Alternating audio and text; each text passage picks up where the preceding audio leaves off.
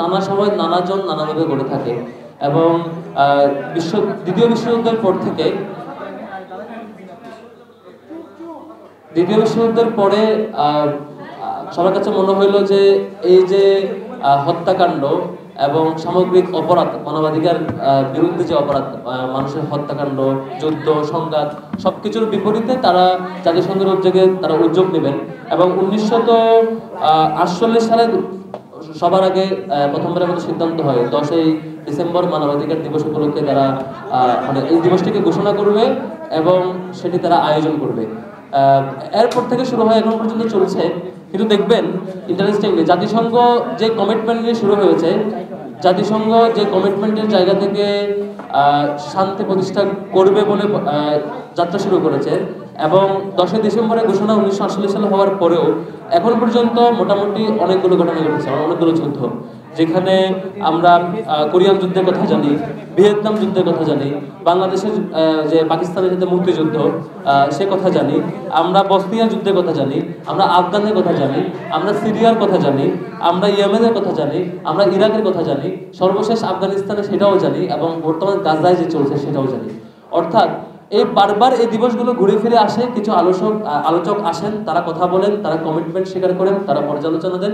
জাতিসংঘ এরকম এই দিবসটাকে খুব ভালোভাবে পালন করেন, তারা তাদের করণীয় ব্যক্ত করেন। দিন শেষে যে মানুষ মরবার মানে মানুষ হত্যাকাণ্ডের যে ঘটনা থামানোর কথা সেটা কেউ থামায় না এবং মানুষের ভিকটিম হতে চলছে। বাংলাদেশে কি হয়েছে গত 15 বছর আপনারা দেখেছেন। আমরা আনন্দকে পাচ্ছি, এখন আনন্দকে পেয়েছি, আয়নাগরও ছিল, ওনাকে আটকে রাখা হয়েছে, কিন্তু ওয়ালিউল্লাহ কিংবা মুকাদ্দাস ভাইকে আমরা পাই নাই। ওয়ালিউল্লাহ মুকাদ্দাস ভাইকে আমরা এখনো পাই। এই দুজন ভাই ইসলামী বিশ্ববিদ্যালয়ে তাদেরকে গুম করে নিয়ে যাওয়া হয়েছে, তারা এখন কোথায়, আদৌ বেঁচে আছে কিনা স্টিল পাই নাই।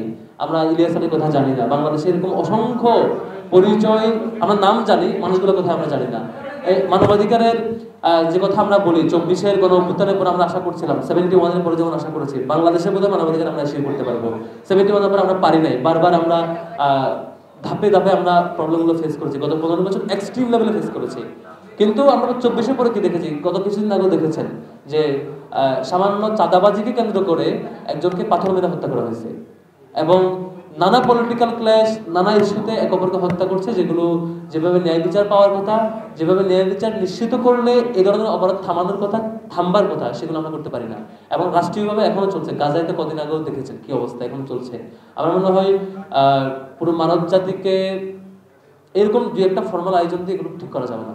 আমাদের বাংলাদেশেও বাংলাদেশ গভর্নমেন্ট, ডাকসু, অন্যান্য প্ল্যাটফর্ম, পলিটিক্যাল অর্গানাইজেশন এই দিবস সম্পর্কে তাদের পেজে বিভিন্ন শুভেচ্ছা জানাবে, আয়োজন করবে। এর মধ্য দিয়ে এই দায়িত্ব কখনো শেষ হয় না। প্রথম দায়িত্ব হচ্ছে নিজের জায়গা থেকে নিজে নিশ্চিত হওয়া, নিজে নিশ্চয়তা দিতে পারা যে আমরা মানবাধিকার লঙ্ঘন করবো না।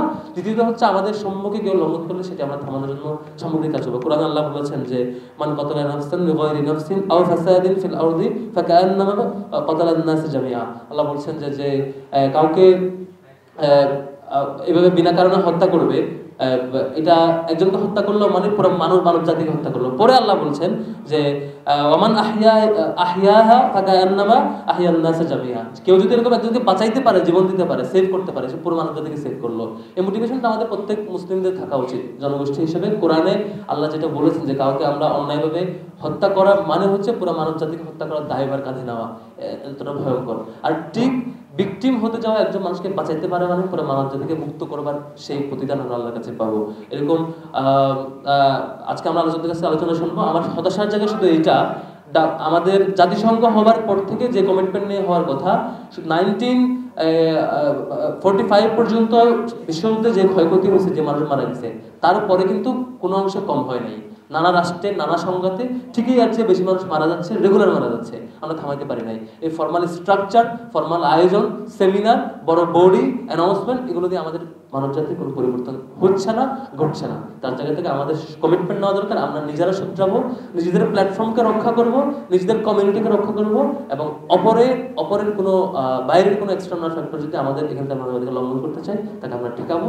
যেমনটা আমরা 24-এ আমরা ফেসিবাদের বিরুদ্ধে দাঁড়িয়েছিলাম। সামনে কোনো গুম, কোনো হত্যাকাণ্ড, কোনো ক্রস ফায়ার কিংবা কোনো এই ধরনের নাটক যেগুলো হয়েছে, মানুষ হত্যা করানো, জঙ্গি নাটক, এগুলো কখনোই এই দেশে ঘটবে না। সেই কমিটমেন্ট আমরা নিতে পারলে বোধ হয় এই ধরনের ছোটখাটো ফর্মালাইজেশনগুলো সফল হবে। শেষ করছি। আসসালামু আলাইকুম ওয়া রাহমাতুল্লাহ।